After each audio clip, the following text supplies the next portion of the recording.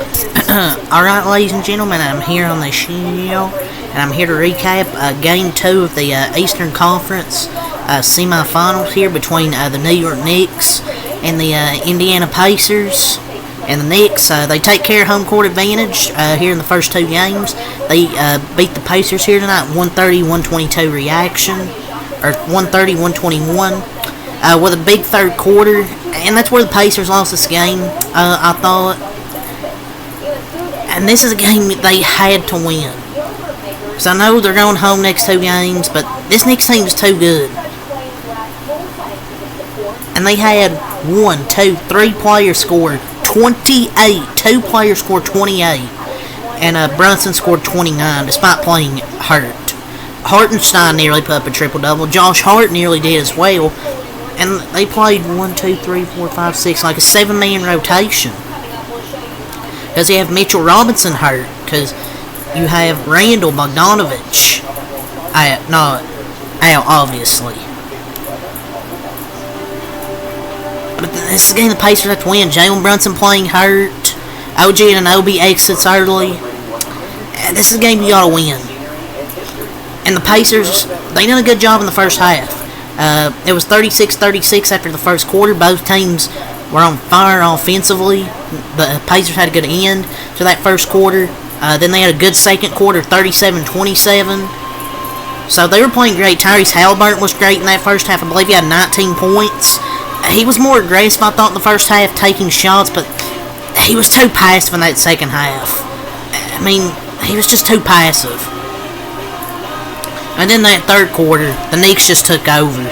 Outscored them 36-18 and 31-30 in the fourth. But that third quarter was the big difference. And we have to give credit to the Knicks, man. Josh Hart, 48 minutes again. I don't know how he plays them every single minute. It feels like every game. He had 19 points, 7 assists, 15 rebounds, 8 of 12 shooting for Mr. Josh Hart. Man, when the Knicks traded for him, that was the best move they've made. One of the best moves they made. But y'all give credit to Jalen Brunson as well. He scored 24 of his 29 points after he returned to Game 2, following a foot injury to help lift him. The Villanova boys there, Josh Hart and Jalen Brunson. And Josh Hart's the first Knick to play 48 minutes in consecutive playoff games. And the history's on their side. 93% of NBA teams with a 2-0 lead have won the series. The problem is they have too many injuries, and I don't know what OG Anunoby had. I think maybe he has a hamstring injury. But at most you're probably hoping, it's a cramp, but it could be a hamstring injury. But I don't know. But former J-Route players understand the use of fundamentals. Like they defend, they find the open man, compete. But what Jalen Brunson, Josh Hart, and Dante also bring are skills you can't teach. And toughness, like fearlessness, because they don't fear the big moment. Jalen Brunson, Josh Hart, Dante DiVincenzo, man, I miss Dante DiVincenzo and the Warriors. But they have willingness to always do more. They never relent, or they never quit as well. And Josh Hart's been so good in these playoffs. OG Anunoby, 28 points, 3 assists, 4 rebounds. 10 of 19 shooting, his best shooting game of the playoffs. I think he had it was a sore left hamstring. And that's not a good sign. But he gets an A+ game. Really, Hartenstein, Anunoby, Hart, DiVincenzo, and Brunson all get A+. A+. Just the amount of adversity this team has fought through. Only champions go through this type of adversity. Precious Achiuwa had a C- game. But you need more from McBride. You're going to need more from some players. But Achiuwa wasn't that good tonight. But Anunoby created a lot. And the Knicks came back down double digits with Brunson and Anunoby getting hurt.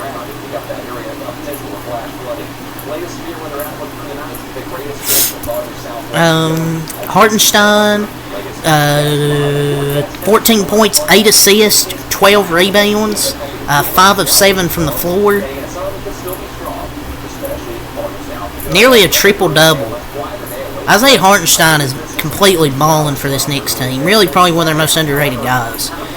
DiVincenzo, 28 points, 4 assists, 6 rebounds, 10 for 20. He's been big for him this series. That last game and this game, he's been big for him. Jalen Brunson, 29 points, 5 assists, 2 rebounds, 11 of 18. That scored 24 of his 29 points in the second half. Everybody else. Precious Chu, 8 points, 5 rebounds. He did look a little bit lost tonight. A lot of mistakes from Achua since he had to enter the game for OG. But he probably played an average game. Miles McBride, 20 minutes, 4 points, 1 for 4. You're gonna need more from Miles McBride. And Alec Burks gets 1 minute. Yeah, he's just there for the vibes. Tyrese Halliburton, 34 points, 9 assists, 6 rebounds, 11 of 19 shooting. I thought he shot well tonight. A very good monster first half. But in the second half, I don't know. Tyrese was on fire in the first half. But he disappeared in the second half. He just disappeared. He was scared to shoot the basketball. Like, he disappeared. There's no excuse for this kind of fear of shooting the ball. You were on fire in the first half. Why don't you shoot the basketball in the second half? Too passive.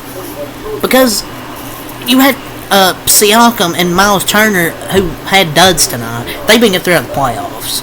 But if they're not making shots, Tyrese Halliburton, who's on fire tonight, you have to take those shots. If I was a Pacers fan, I would be absolutely pissed that Halliburton took his foot off the gas in the second half. He needs to be selfish to beat this team. Get DiVincenzo in the paint. Foul trouble. Something. And just no excuses, because Brunson hobbled and out an entire quarter. Anunoby hurt and out an entire quarter. Went to the line a whopping 5 more times. Saver on the final seconds. And the Pacers missed like 7 free throws. Halliburton vanished. And if the Pacers lose one of these next 2 games at home, they're in trouble. This series is over if they lose. At least one game. But it just feels like everybody else... Halliburton was better in the first half. Still 2 passes for the second half. It just feels like everybody else except for T.J. McConnell and Obi Toppin need to figure out their effort level, or you might as well bring the brooms with you to Gamebridge this weekend. And I'm not saying they're going to lose. And we have to give some credit to Ben Shepard as well. 4 of 6, 3 of 4 from 3. Even the rookie played good. Naismith has been a disaster. Siakam has been straight trash since Game 2 of the last series. And Obi Toppin had 20 points. T.J. McConnell, 10 points, 12 assists.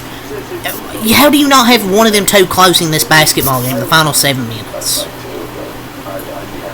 Siakam, 14 points, 2 assists, 9 rebounds, 7 of 18 shooting. And he's like 14 of 32 from the free throw line in the playoffs. He is shot like shit from the free throw line.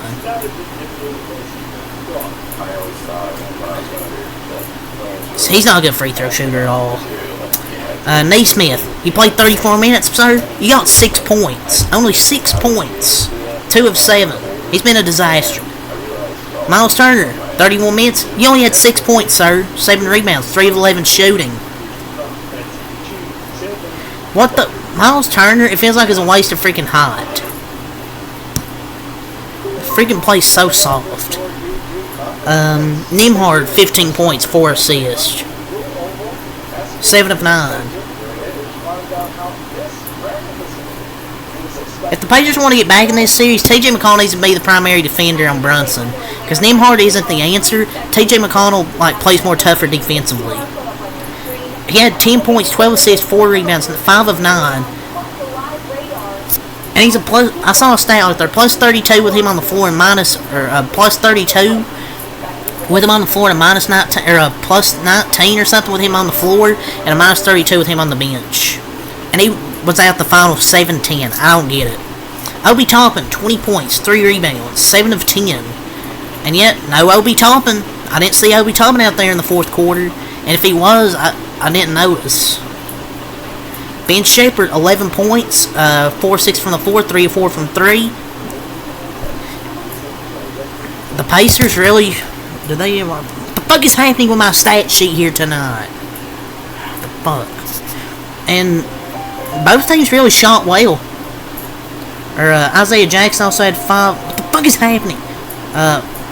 5 points, 4 rebounds, 1 assist, 2 for 4. Yeah, those are both team player stats. For the team stats, both teams really shot well from the floor. Knicks shot 57% from the floor, 46 from 3, 81 from the line, out-rebounded by 10, plus 12 in the...